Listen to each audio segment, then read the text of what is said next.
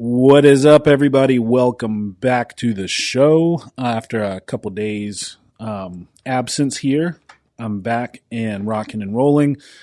Hope everybody had a very happy Thanksgiving. Of course, that's why I've been taking the last couple of days off, spend some time with the family, enjoy the holiday. So I hope that you all did as well. Of course, while I've been out, the world kept spinning and stuff has continue to happen. So there's a lot going on. Oh gosh, where to start here? First off, if you're watching the video and you like this Question Everything t-shirt that I have on, we'll be dropping these pretty soon. Going to do a pre-order with this style of shirt and the Free Mind shirt to basically really respond to people asking. So the Question Everything and Free Mind are just kind of two things that I've said a lot in my social media and stuff like that. And a bunch of times folks have said, if you put that on a shirt, I would love to have one. So we listened, and by we, I guess I mean me. I don't know. I'm in such a habit of saying we from back when I owned my other company. But yeah, I listened, and we've got these Question Everything t-shirts coming. They have the American flag on the sleeve, Question Everything on the front, and then if you're watching the video, you'll see when I turn around. I think you guys can see it. The Just Work logo, and Just Work is my company that I do my coaching out of, and my other apparel and stuff like that, kind of like my lifestyle brand, Just Work. And the name of that comes from essentially really what has been kind of my approach to everything in life for as long as I can remember. Just work. Just put your head down and work. And I talked about it in the last episode, kind of how I've been able to do what I've done so far, if you want to consider it being successful or just not being a complete abject failure. I'm not special. The answer is just work. Just work. Just keep working, keep pushing forward, be too stubborn to quit. So that's why I named my brand Just Work. And under that brand, we're going to be releasing these t-shirts. Again, we meaning me. So keep your eyes peeled for that. I'll definitely announce it on all my social media. Going to do a pre-order. They will come in, I think I'm going to do 3 different colors. The black that you see here, I'm going to do red, and then I guess it's OD green as well, olive drab green. And then in addition to t-shirts, I think we're going to do some ladies tank tops and stuff like that. So with all the same messaging, so you guys will have that as an option here pretty soon. So just wanted to mention that. Now, a few things going on. First off, the Galain Maxwell trial is about to kick off on Monday. Today is Sunday. And so that's tomorrow. It's going to be kicking off November 29th. Now, one big thing that's kind of circulating right now, and I've been trying to get information on it, can't really find much, but my understanding is that federal trials in general are not televised. And cameras, video or otherwise, are not allowed in the courtroom. That's why you'll always see sketches from federal trials. But a lot of folks are kind of up in arms about it not being televised because we just had the Kyle Rittenhouse trial televised. We had the Ahmaud Arbery trial televised. Now, of course, those were state trials, and Galain Maxwell is federal. So before jumping to any conclusions, I've just been trying to do my research here. I saw Tim Kennedy make a post earlier today. That's at Tim Kennedy MMA, who's an awesome follow, by the way. You guys should check him out if you don't follow him. But he made a post. I'm just going to read it to you guys. Now, again, I'm not saying that this is fact. I'm just reading a post from Tim Kennedy. And this was 7 hours ago on Instagram. It's now 6:42 p.m. Eastern, so this was around noon today, a little earlier. So the trial won't be live streamed, which wasn't exactly news to me because I assumed it wouldn't be because of the federal trial issues with not being televised. But apparently, and again, this is according to Tim Kennedy, and I've been trying to corroborate this looking at different sources online and stuff, saying, breaking, judge in Galain Maxwell trial issues media-wide gag order. So this is something a little different. This is beyond the normal federal prohibition of video recording or live streaming or whatever. This is saying that apparently all press and spectators are barred from the courtroom. So this is, I guess, a step further, even prohibiting press from being in the courtroom at all. So again, this is something that I'm still trying to get to the bottom of, still trying to get corroboration on this. And when I search for Galain Maxwell trial gag order, I'm really only getting hits from last year where she was asking for a gag order on, I think, the victims from talking leading up to the trial. So, so she had requested a gag order, and here's a quote, to prevent further unwarranted and prejudicial pretrial publicity. So that's all I could find about an actual gag order insofar as the Galain Maxwell trial is concerned at all. But it is circulating right now that all media is going to be prohibited from entering the courtroom, all journalists, etc., all press, I guess you would say, at the trial for Galain Maxwell. So we'll see how that shakes out. But regardless, guys, this is one we definitely want to keep our eyes on. Anytime there's something like this going on, inevitably there are going to be tons of theories circulating. And you notice I don't even say conspiracy theories, because these days things get labeled conspiracy theory and a month later you find out it was completely true. So say hypotheses or theories or whatever, but a lot of folks have ideas as to why essentially you're not seeing any media talk about it at all, really, the Galain Maxwell trial. It's been kind of odd, because all you've seen is the Kyle Rittenhouse trial, the Ahmaud Arbery trial, and Galain Maxwell. I mean, this is one that is far-reaching, huge, obviously. So for those of you who may not know, Jeffrey Epstein, who was this financier and essentially pedophile, child rapist that forced underage girls to have sex with him, and then allegedly facilitated sex acts between underage girls and powerful people. That's kind of the general idea, so that he would have leverage against them. This Ghislaine Maxwell was kind of his right-hand woman. She would, and this is based on witness testimony, the victims have said that she kind of lured them in and led them on and facilitated it and got them to the point where they were giving Epstein a massage or whatever it ended up being, that then turned into a sex act.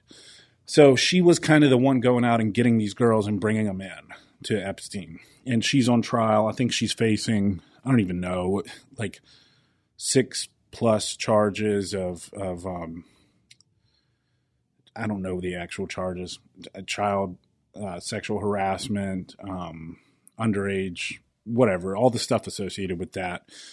But anyway, the reason it's so big and impactful is that there are so many powerful people potentially linked to this, right? So Bill Clinton, Bill Gates, Prince, what's his name? I don't want to get the wrong Prince. Prince Edward, maybe?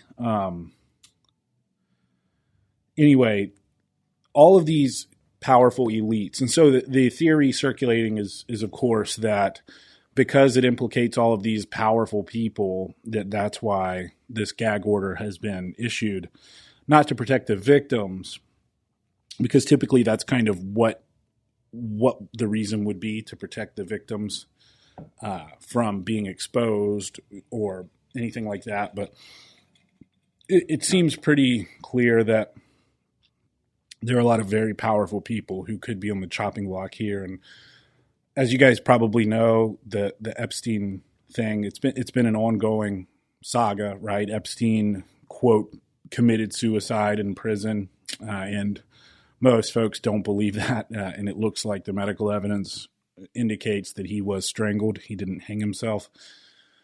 But of course, the ongoing idea there is that he had a bunch of dirt on a bunch of people, and someone had him taken out. Now, we don't know who, we don't know why specifically, but suffice to say, he had dirt on enough powerful people that there were plenty of very powerful people who would not have wanted him to survive. You guys probably know that one of the reasons Bill and Melinda Gates got divorced is because of Bill's involvement with Jeffrey Epstein, and Melinda was not comfortable with that, apparently. So a lot of layers to this story, but keep an eye on it, guys. Galain Maxwell, make sure, even if they have a gag order on the trial, whatever we can find out about what's going on, let's make sure we do that. And of course, I'll bring whatever info I can find, but that starts tomorrow. So let's see what happens there. Okay, Andrew Cuomo, one of my favorite governors. Let me get a sip of water before I go into this. Good stuff. So Andrew Cuomo is the former governor of New York. And as you guys probably know, he stepped down because he was implicated in several sexual assault allegations. Extremely crooked guy. And we're finding out more and more about him. So the most recent development with Cuomo is that he actually used resources from the New York taxpayers to write his book that he personally profited at least $5 million from, or is guaranteed to profit at least $5 million from. So he used his executive staff, who are paid by the taxpayers, to work on his book, and not voluntarily. They were forced to, they were told to, as part of their job, to help put together this book that Andrew Cuomo personally profits from. Okay, so this is a huge no-no, right? You're appropriating funds from the taxpayers, from the government, from the office of the governorship of New York, or whatever it's called, and you're using it for personal gain. And to add insult to injury, apparently, and this is from, I believe I got this from Crystal and Sagar on Breaking Points. They were talking about this at first, and then I looked into it a little more. But apparently, he was already talking about writing a book about COVID like just a few weeks after New York had its first confirmed case. He was already working on a book about how he handled COVID in New York.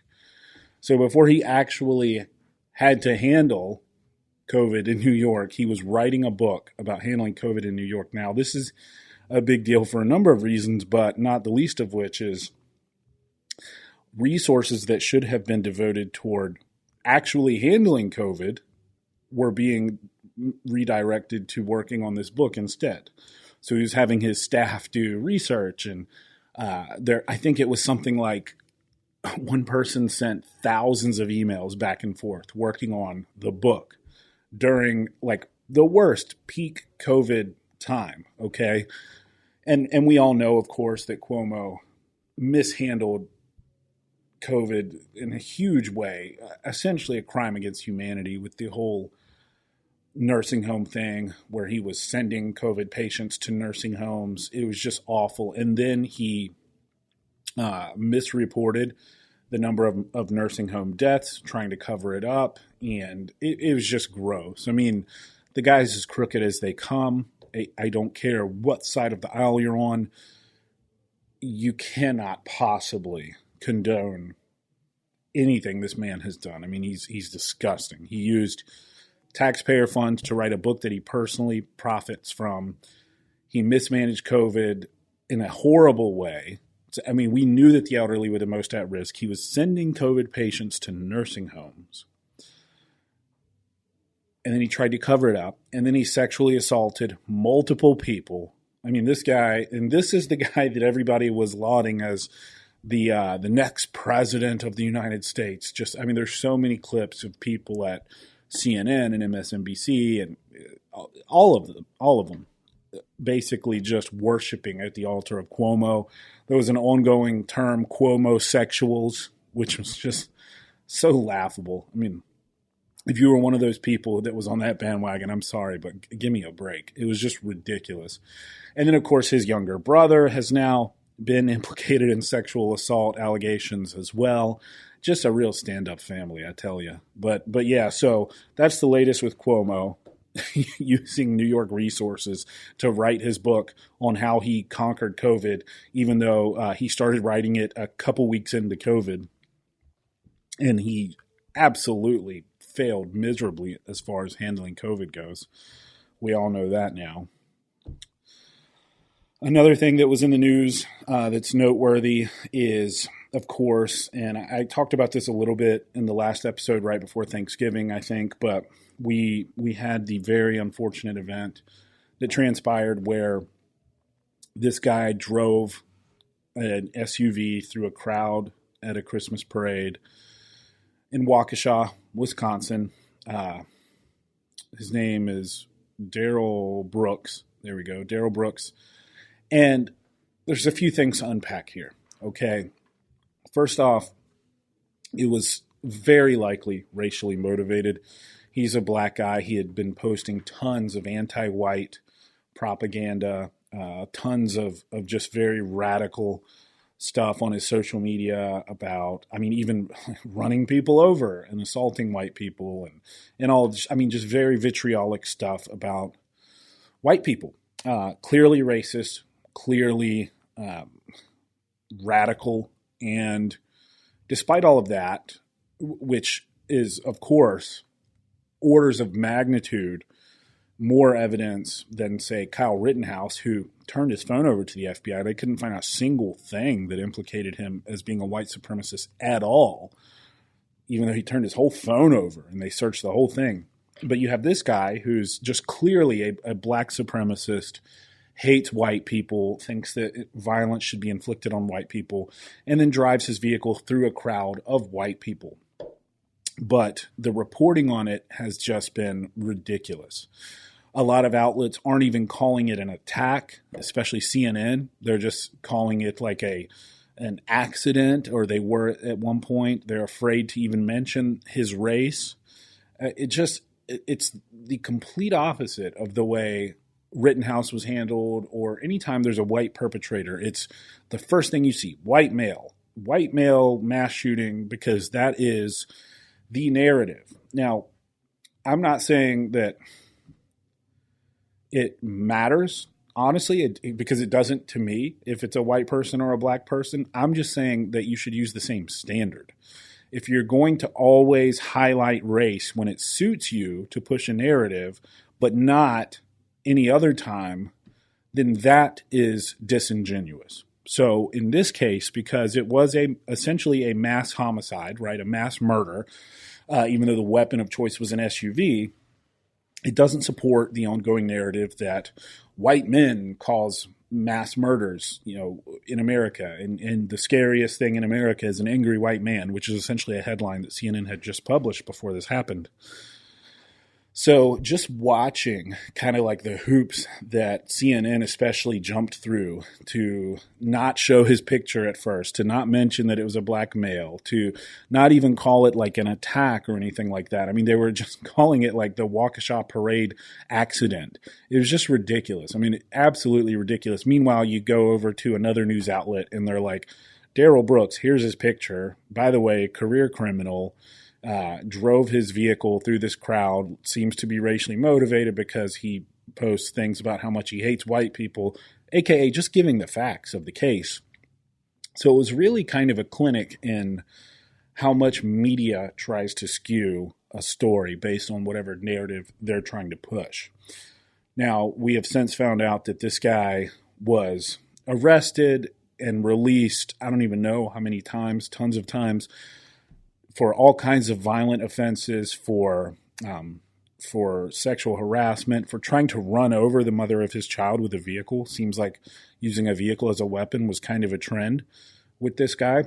And he had just gotten out on $1,000 bail like a couple days before the Waukesha attack.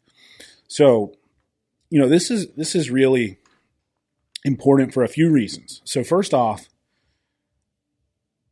it's truly a flaw in our justice system where you can have people committing violent crimes just being released back into the streets immediately.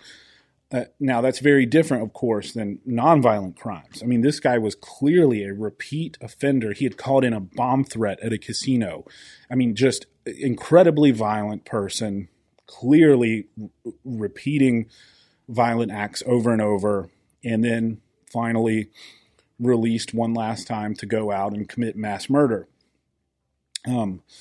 So that's a problem. And you see it a lot with these honestly very blue districts and cities where they bring in essentially these DAs who are, I don't know what their idea of crime and punishment is, but they essentially just believe in releasing everyone. I mean, you see it in like San Francisco where you can steal, what is it, up to $900, and they won't even arrest you now. That's the new policy. And then if you do get arrested, you're essentially released immediately. Like, it's a big problem. All right. And it's a big problem because you're now creating a dangerous world for just normal everyday people who are just trying to live their lives. Like, I don't know, dance in a Christmas parade, right? I understand criminal justice reform, but that's very different from knowing someone is a violent criminal and releasing them just in the name of progressivism, which is essentially what has happened here. And the guy, I believe the title is DA. Again, I'm not a legal expert guy, so I'm sure that there's plenty of things I've said that are not accurate. Remember, please, everybody, I'm just a dude talking about stuff. But he said essentially that he knows as a result of his policies and his actions, he will release a criminal out on the streets that will end up killing people. He said that. He's like, it's just a natural result of these policies. Unfortunately, there are going to be people who get released who do commit violent crimes and then who do end up killing people. Now, how insane is that? How insane is it that you would admit that? And it's still, but it's for the greater good. It's in the name of progressivism. We're going to just keep releasing these violent criminals. Well, the 6 people who died, I believe it's 6 now, the 6 people who died from Darrell Brooks's attack probably don't appreciate that, and their families don't appreciate that, right? So let's see if I can find this. DA Darrell Brooks. Let's see here. What was his name? I think maybe, here we go. Yeah, John Chisholm is the DA. Oh, I got a paywall here. Milwaukee Journal Sentinel. Your paywall is stopping me from informing people. Let's see. Yeah, so this is the guy who... Let's see here if I can see it. Yeah, so Darrell Brooks, 39 of Milwaukee. Yep, faces murder charges after, 6 people now. That's the death count. I think there ended up being another child that died later on. Milwaukee prosecutor John Chisholm's office released a statement Monday morning saying his office erred in seeking bail of $1,000 in the most recent case involving violent allegations against Brooks. No shit. He posted bail about a week after he was charged and released from custody. Now, remember, this is from a violent crime. And here's a quote. The state's bail recommendation in this case was inappropriately low in light of the nature of the recent charges and the pending charges. Remember, guys, I said there were already lots. This dude had tons of charges, according to their statement. The bail recommendation in this case is not consistent with the approach of the Milwaukee County District Attorney's Office toward matters involving violent crime, nor was it consistent with the risk assessment of the defendant prior to setting of bail. Okay, so why did it happen? The statement from Chisholm's office said they were, quote, conducting an internal review of the decision to make the recent bail recommendation. And then it just goes on here. They quoted someone else as saying, it looks like they just screwed up. They dropped the ball. It's really that simple. Oh, yeah. So here we go. Okay.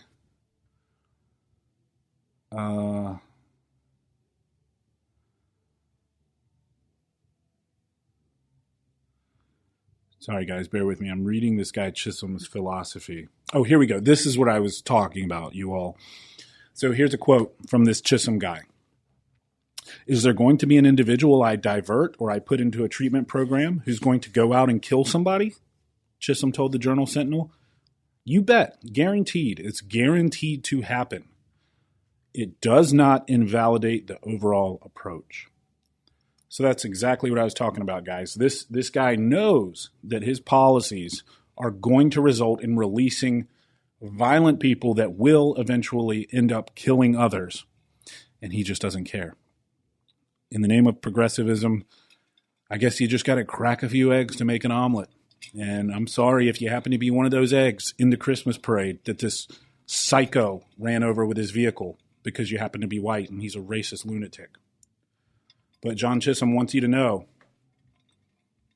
it's all for the greater good. Absolutely ridiculous, man. Sorry, drinking more water there. So that's what's going on with the Waukesha thing.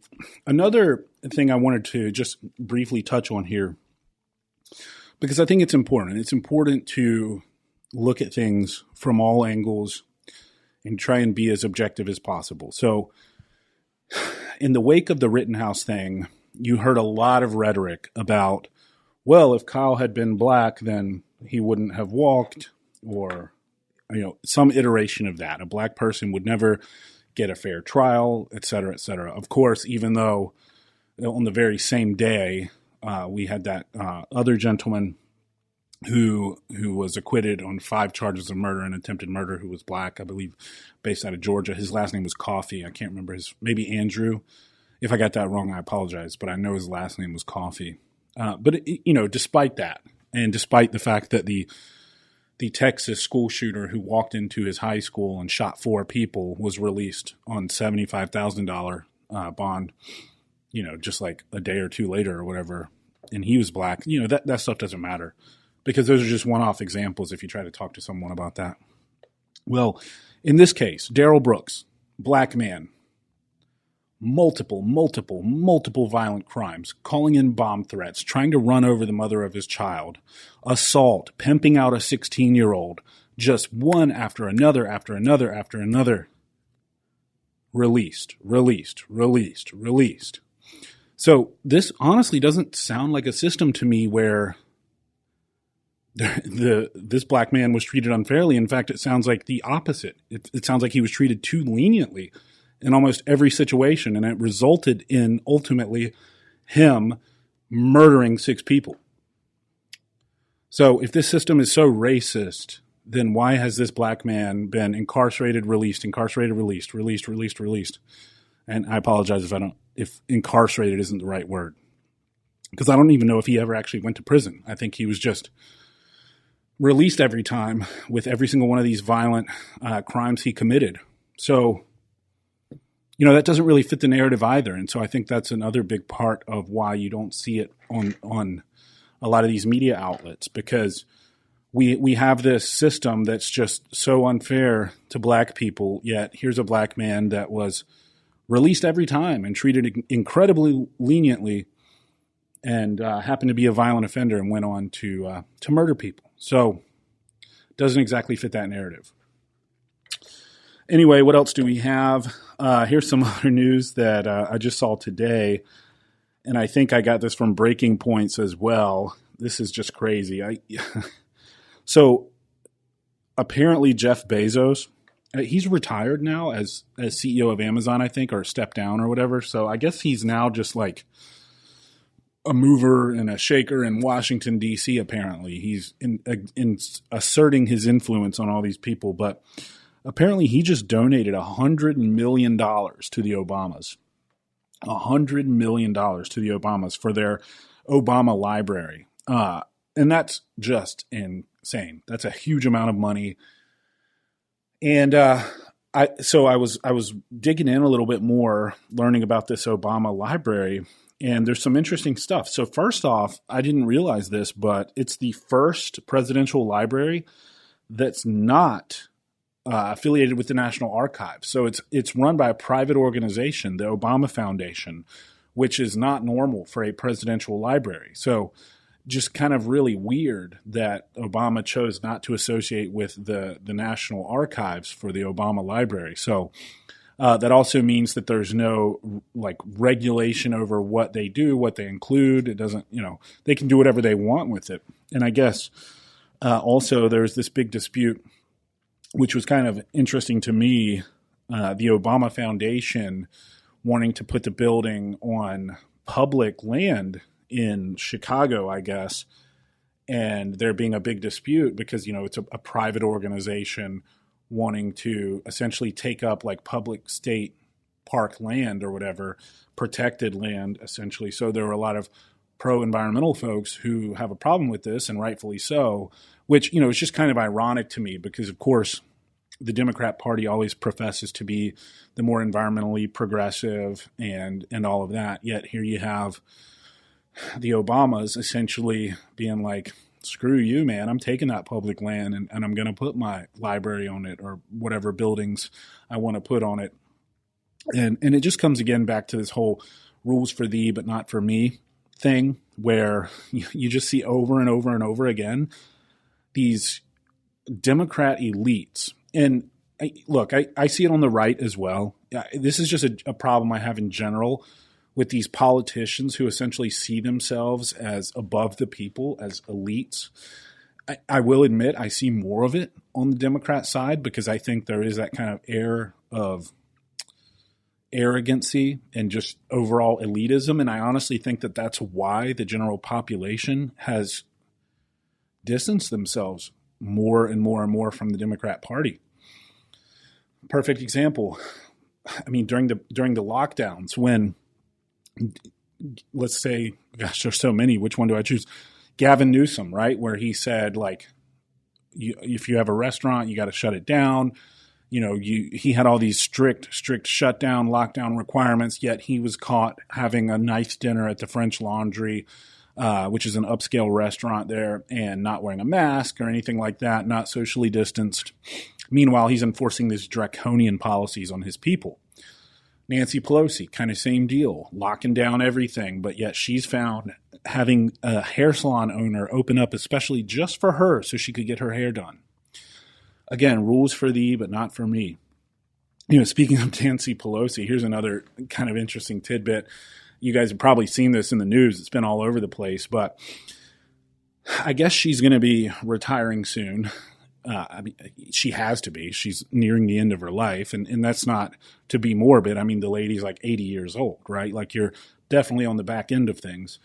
But apparently, despite the fact that she has been a congresswoman for the state of California, specifically representing like the Bay Area, she's choosing to retire in Florida, of all places, which, of course, that folks on the left, and especially Nancy Pelosi and her ilk, have been ripping Florida apart publicly, talking about how terrible Ron DeSantis and his policies are. I find it interesting, though, that Nancy Pelosi, despite all that, decided instead of retiring in her home state of California, instead of buying a $25 million mansion in California, she bought a $25 million mansion in Florida. That's kind of odd. You'd think that these Democrat politicians, especially ones like Nancy Pelosi, who have been in office forever, she's had a chance to create the utopia that they picture and that they talk about since she's been in power so long there. And Democrats have been in power so long in California. It's odd that she chose to buy a home in Florida instead of California. So once again, you all just kind of the same thing. Rules for thee, not for me.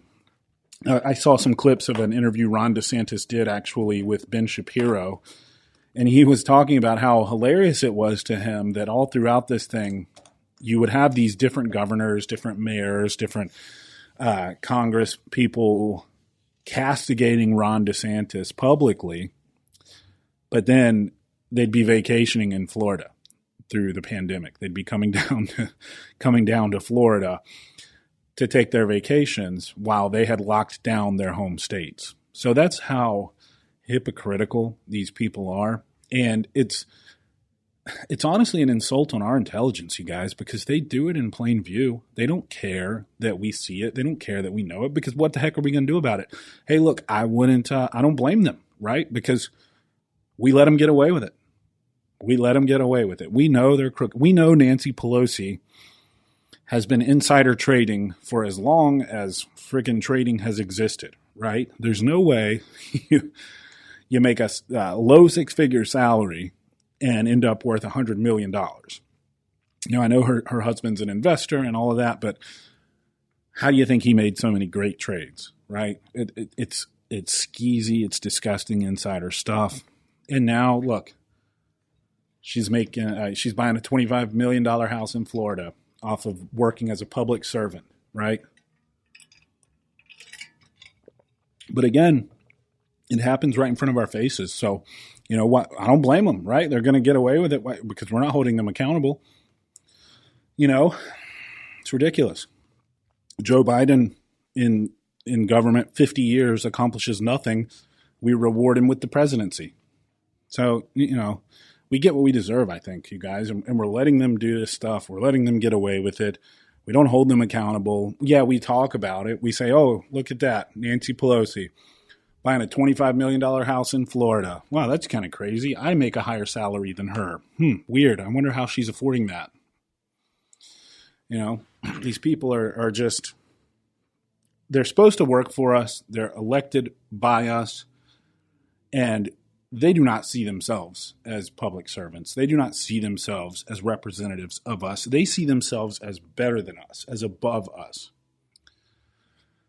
And it really frustrates me. It really sucks. But, when we do have someone who's a little more for the people, by the people, they just get absolutely conspired on by the mainstream press, by like the DNC, right? Like Tulsi Gabbard. There's a lot of things that I disagree with Tulsi Gabbard on. But if I were to put myself in like Democrat shoes, right, and look at her as a candidate, why in the heck was she not their nominee? Why was she not at least Biden's VP pick? Okay. She destroyed Kamala Harris in the Democrat primaries, destroyed her, humiliated her. Tulsi she is calm. She's articulate. She's very intelligent, very sharp, served in the military, did a couple tours in a medical unit, congresswoman for Hawaii, person of color, right? Female.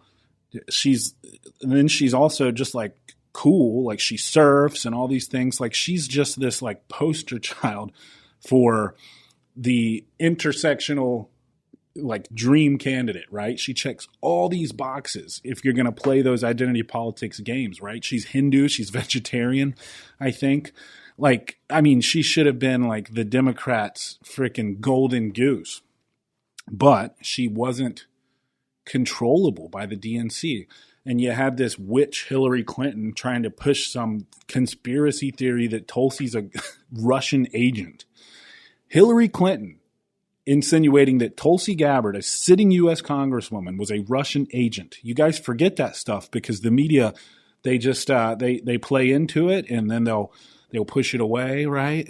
But you want to talk about crazy conspiracy theories. You want to talk about like QAnon nuts and stuff like that. How about freaking Hillary Clinton accusing a U.S. congresswoman of being a Russian agent? And look, chances are, if you guys are listening and you've consumed your news mostly from CNN or MSNBC or Fox or any of the mainstream outlets, like you might not have even ever heard that until now. And you might be thinking, well, that can't be true. There's no way. Yes, that's exactly what happened. Hillary Clinton. I mean, Hillary is the ultimate pusher of Russian conspiracy theories, dude. She pushed the whole Russiagate thing, the Russian collusion thing. She hired, or her people, or whatever, hired, Christopher Steele to put together this dossier. And that all of it was fake, and it was all pushed by her, or the Clintons, the nebulous Clinton organization, and yet still, because the media is controlled by certain people, you don't hear about that in the context of crazy conspiracy theories, which that's about as crazy conspiracy theory as it gets, right? No, instead you hear about these QAnon people who are just also pretty nutty on a lot of stuff. But it's like, man, again, just some consistency, but I digress, because I'll go on a rant here. But I think that people are seeing it, you all. I truly do. There's independent media, all kinds of awesome sources. I mean, look, these numbers were staggering to me. But Joe Rogan, for example, being a podcaster, obviously I look up to what he has accomplished, and I'm a big fan of his show. I love his style, how conversational it is. I try to be as conversational as possible when I'm talking to people too. So I take a lot from him in that regard, in terms of the art of the podcast, but also just looking at his numbers. I mean, you're talking tens of millions versus like a CNN show, like Chris Cuomo or Don Lemon or what? Who's the doughboy pudgy guy with the receding hairline? What's his name? Anyway, you guys know who I'm talking about. It'll come to me at some point and I'll blurt it out later on.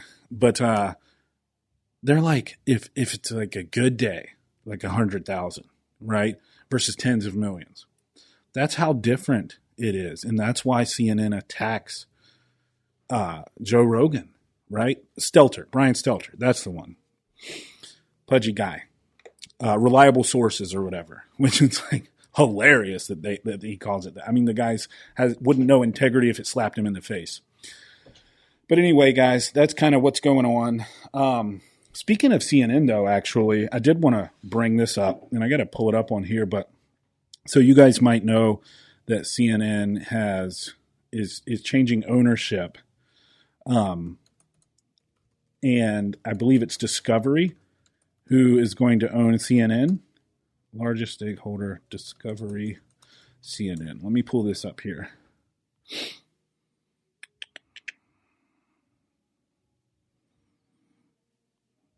Okay, why isn't that coming up? Probably because Google's in there. They're working together.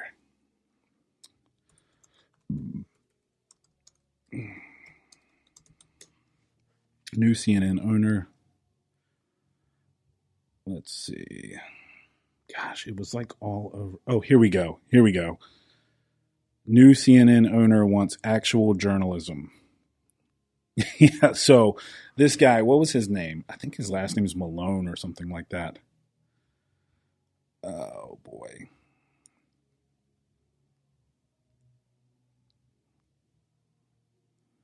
So I guess Jeff Zucker is leaving, the current CEO of CNN, which is great because CNN has absolutely sucked under him.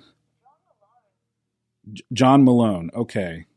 So this is from Newsmax TV. I know a lot of you guys will be mad that I'm looking at Newsmax, but regardless, this is facts. Okay. You should look.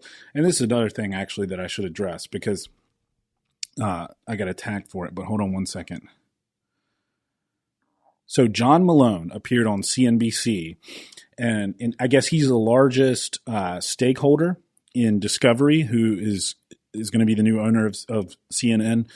And folks, correct me if I'm wrong in comments or wherever you're reading this, or listening to this rather.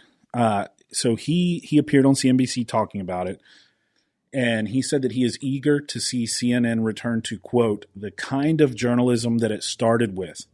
And here's the best part, and actually have journalists. So, like, what an ultimate burn to, like, Stelter and Lemon and Cuomo. This guy who's, like, the new owner, right? He's saying, like, he's ready to get back to, like, real journalism, to objective journalism instead of all this crap that they've had. So, man, I would love to hear, like, Stelter and them comment on this. But, man, it's great. It's great to see. So, yeah, this guy, he's a billionaire, John Malone.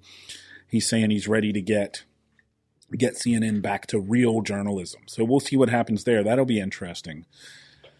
And I've talked about it before. I don't have issue with political commentary that is biased, as long as that bias is transparent, right? So like Fox, there's no question they lean right.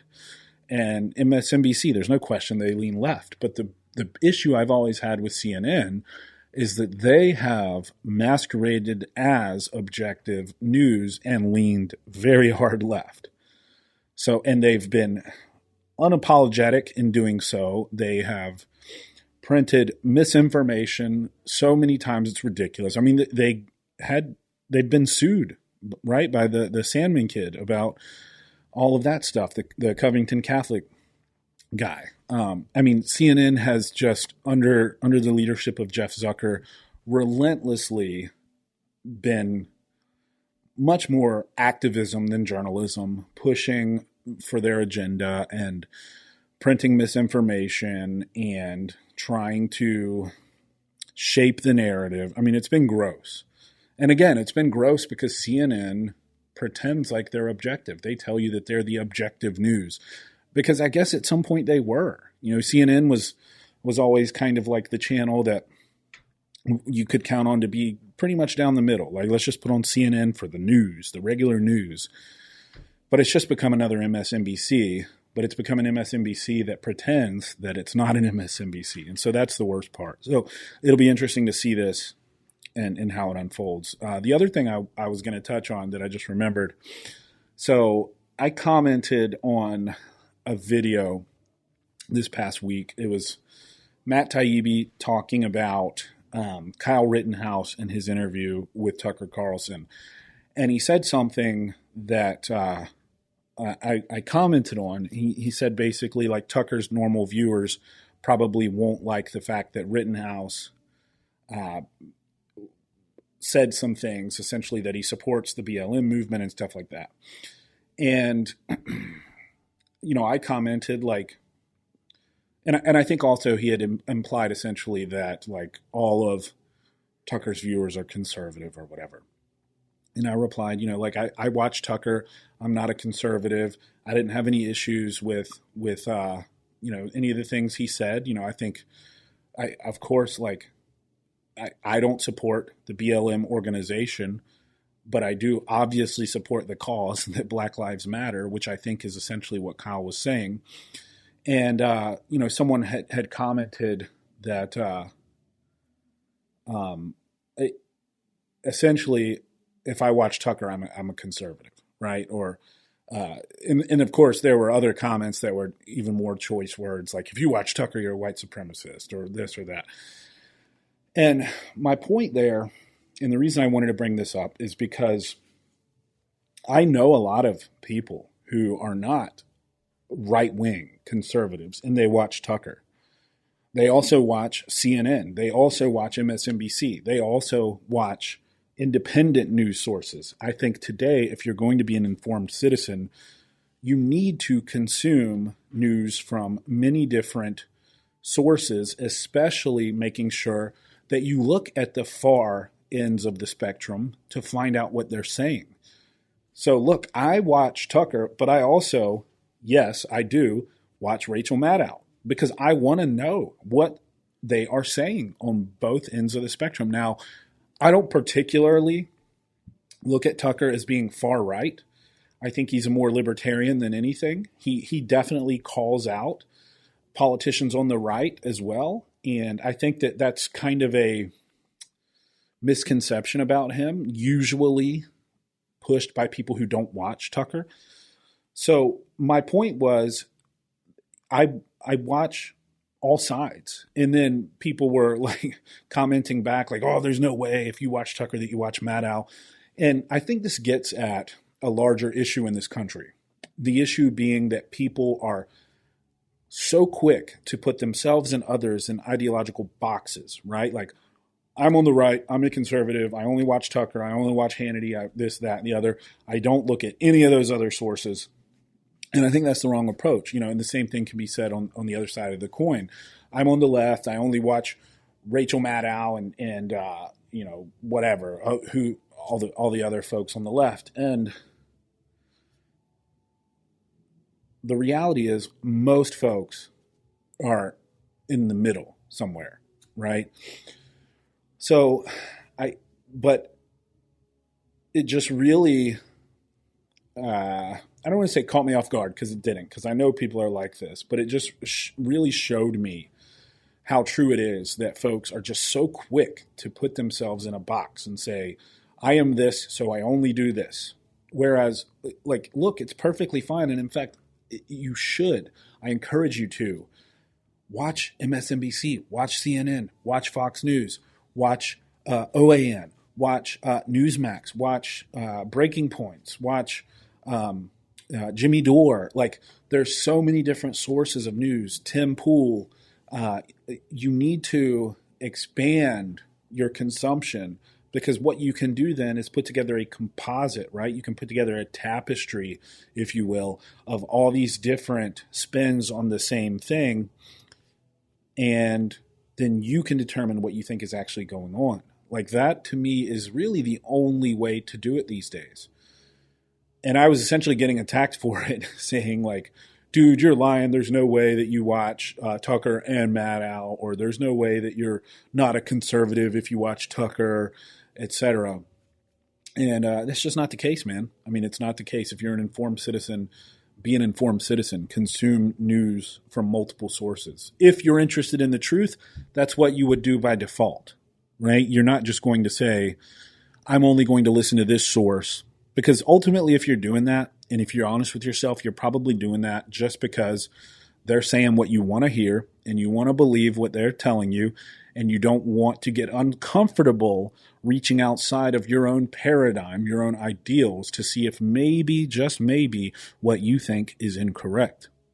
And I think that's a lot of people. A lot of people are truly afraid to look at the other side and look at what the other side is saying. Do it. Because look, what's going to result from it is you're going to get so much better at supporting your own arguments, and you're going to have more robust reasons for supporting the ideas that you support. Okay? Look, if you take it to the art of war, right? Like, you got to know your enemy. So why would you stay in an echo chamber? Even if you want to be a voice for one side, you should absolutely still listen to what the other side is saying, because you're going to be able to refute their arguments better. So if nothing else, if you want to be completely partisan, you should still look at what the other side is saying. Of course, I believe also, if you want to be an informed citizen, then you should look at what all sides are saying and make your determination from there. But the amount of folks who were speaking against that was truly scary.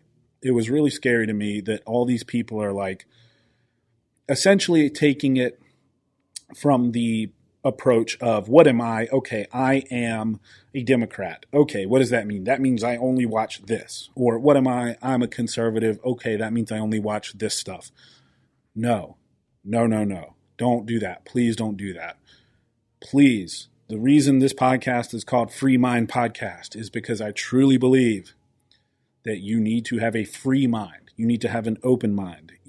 It will only help you strengthen your ideas.